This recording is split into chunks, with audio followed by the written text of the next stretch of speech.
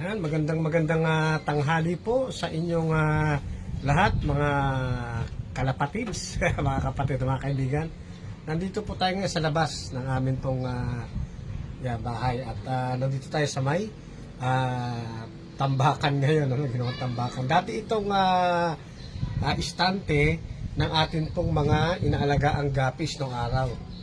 Actually, mahaba ito, no? Ito ay nasa mga isang dipa, no? Dalawang isang dipa ito. Ayan. Na-istante natin ng mga gapis na ngayon, ginawa na natin tambakan, no? Punong-puno po yan ng aquarium ng araw. At ngayon, konti na lang yung mga aquarium natin kasi pinamigay na natin ito, no? Nung na-busy tayo sa work. Yan, makita nyo, tambakan na po yan, ano? Yan. Ito naman yung isa pang isang dipa rin, no? Yan, isang dipa rin na istante ng mga aquarium, mga gapis natin ng araw. Iba't ibang klase ng gapis. Yan, mga tigpa 5 gallons po yan eh. Yan, no?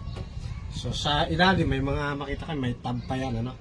Yan, may ilan pang mga gapis diyan, no? Pero konti na lang po yan, no? So dito, ang balak natin ngayon ay ayusin natin itong istante na ito at gagawin nating breeder cage naman ng ating pong mga inaalagaang kalapate, no?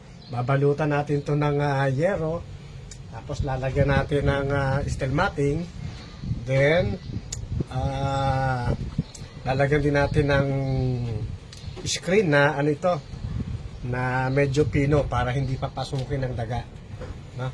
Yan, so sa susunod po ay makikita nyo ito ay breeder cage na po ito.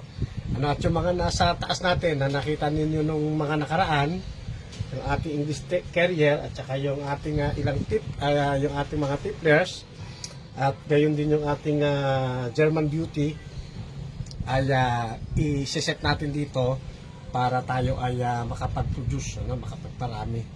Yan. So dyan lang muna mga kasama at mga kaibigan at God bless po sa inyong lahat, mga kalapatids.